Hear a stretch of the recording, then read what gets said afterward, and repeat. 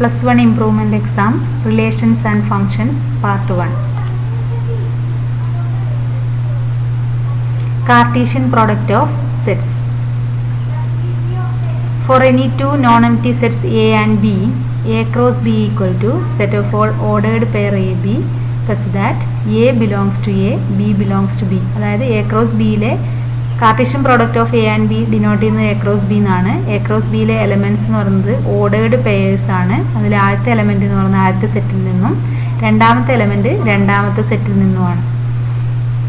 ഇനി എയിലെ എലമെൻറ്റ്സിൻ്റെ എണ്ണം പിയും ബിയിലെ എലമെൻറ്റ്സിൻ്റെ എണ്ണം ക്യൂവും ആണെങ്കിൽ എ ക്രോസ് ബിയിലെ എലമെൻറ്റ്സിൻ്റെ എണ്ണം പി ക്യൂ ആണ്.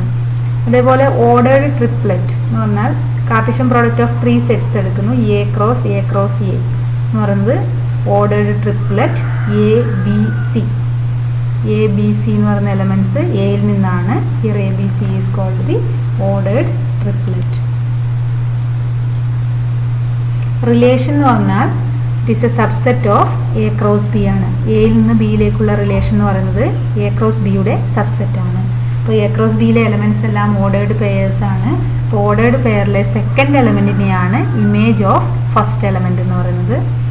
അതിലെ first elements set of all first elements of the ordered pairs in a relation R is called the domain and the set of all second elements in the ordered pairs of a relation is called the range of the relation.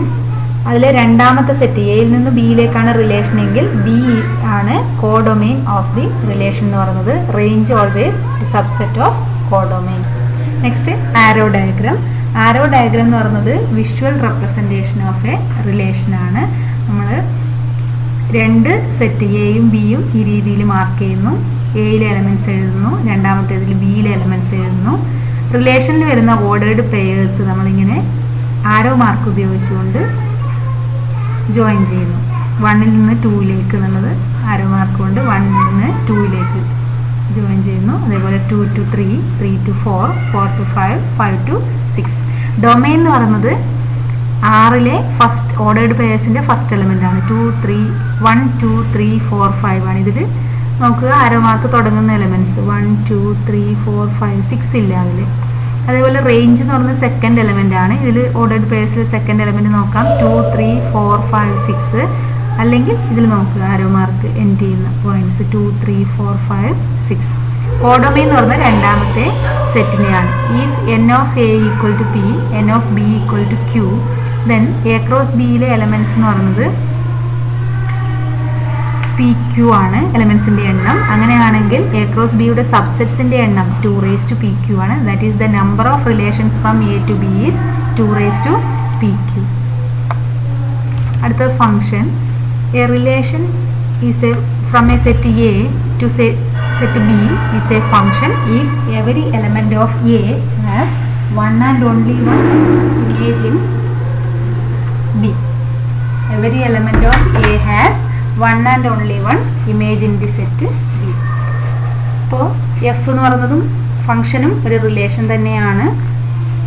അപ്പോൾ ആ ഫംഗ്ഷനിലെ elements എന്തായിരിക്കും? Ordered pairs ആയിരിക്കും. അപ്പോൾ ordered pair A B belongs to F എന്ന് പറഞ്ഞാൽ അതിൻ്റെ അർത്ഥം നമുക്കറിയാം സെക്കൻഡ് എലമെൻറ്റ് ഫസ്റ്റ് എലമെൻറ്റിൻ്റെ ഇമേജ് ആണ്. അതിന് നമുക്കിങ്ങനെ എഴുതാം F of A equal to B. F of A equal to B എന്ന് പറഞ്ഞാൽ എയുടെ image under the function F is B. B A is called the pre image of B. F from A to B function from A to B is denoted by F from A to B. എയിലെ എല്ലാ എലമെൻറ്റിനും image ഉണ്ടായിരിക്കുന്നു പറഞ്ഞു. അതുകൊണ്ട് domain of a function is A. B codomain ആണ്. Some functions and their graphs. നമുക്കറിയാം മോഡെക്സിൻ്റെ graph നമ്മൾ പഠിക്കുന്നുണ്ട്. മോഡെക്സിൻ്റെ ഗ്രാഫ് വി ഷേപ്പിലാണ്, 0ൽ നിന്നാണ് ഇങ്ങനെയാണ് അത് വരുന്നത്. അപ്പോൾ അതിൽ നോക്കുക അതിൻ്റെ ഡൊമെയിൻ സാധാരണയായി പരീക്ഷയ്ക്ക് വരാറുള്ളതാണ് ഡൊമെയിൻ. അപ്പോൾ ഇതിൽ ഡൊമെയിൻ എന്ന് പറയുന്നത് എല്ലാ എലമെൻറ്റിന് എക്സ് ആക്സിസിലാണ് ഡൊമെയിൻ നോക്കേണ്ടത്, വൈ ആക്സിസിലാണ് റേഞ്ച് നോക്കുന്നത്. അപ്പോൾ എക്സ് ആക്സിസിലെ ഏത് പോയിന്റ് എടുത്താലും അതിൽ നിന്ന് മുകളിലോട്ട് ഇങ്ങനെ വരയ്ക്കുമ്പോൾ എന്ത് കിട്ടും? നമുക്ക് ആ ഗ്രാഫിലെ ഒരു പോയിന്റ് കിട്ടും. അതായത് എക്സ് ആക്സിസിലെ ഏതൊരു പോയിന്റ് എടുത്താലും ആ പോയിന്റിനെല്ലാം ഇമേജ് ഉണ്ട്. അതായത് ഡൊമെയിൻ എന്ന് പറയുന്നത് എന്താണ്? ആറാണ്. എക്സിലെ എല്ലാ എലമെന്റിനും ഇമേജ് ഉണ്ട്. therefore domain equal to R. ഇനി റേഞ്ച് നോക്കേണ്ടത് വൈ ആക്സിസിലാണ്. വൈ ആക്സിൽ എല്ലാ വാല്യൂസും ഈ ഗ്രാഫിൽ വരുന്നുണ്ടോ എന്ന് നോക്കാം നമുക്ക്. -1 എന്ന് പറയുന്ന പോയിന്റ് ഈ ഗ്രാഫിൽ വരുന്നില്ല. വൈ ആക്സിൽ -1 പറയുന്നത് ഗ്രാഫിൽ വരുന്നില്ല.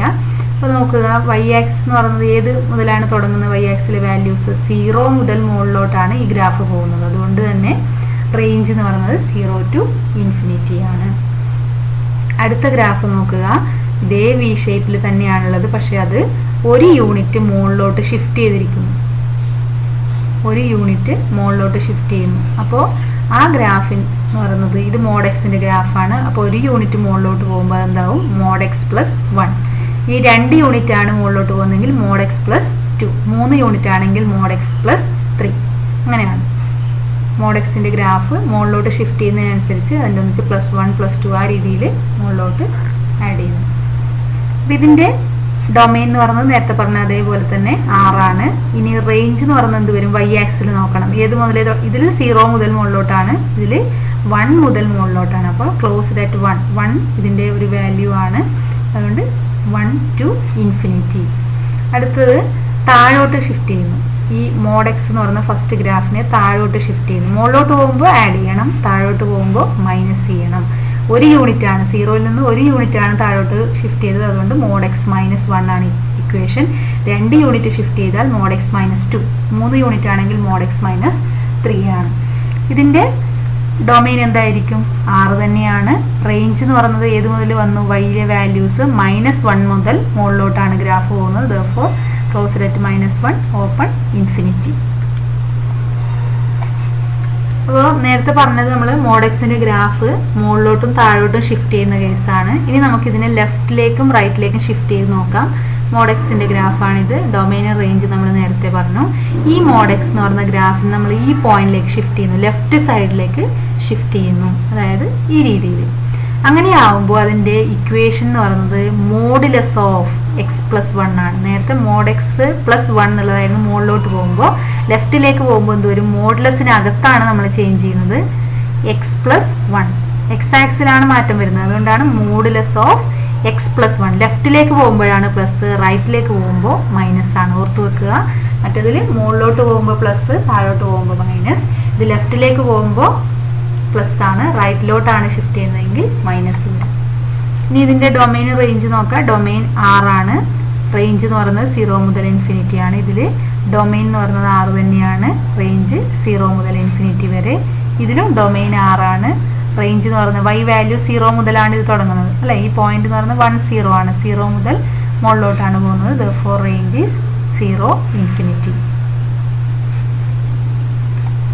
ഇതേപോലെ നമുക്ക് x² ഗ്രാഫ് നോക്കാം. x² ഗ്രാഫാണിത്.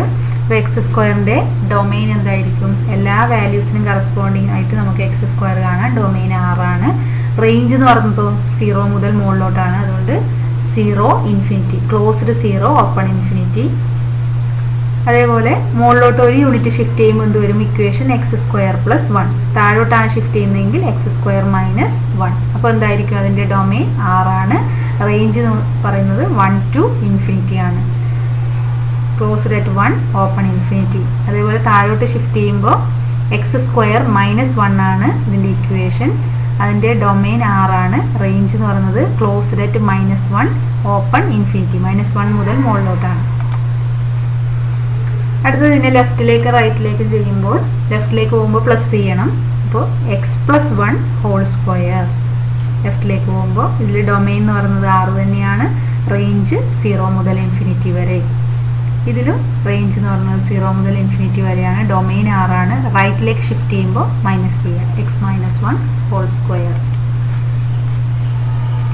Last part algebra of real functions ആണ്. f plus g of x എന്ന് പറയുന്നത് f of x plus g of x for all x belongs to x.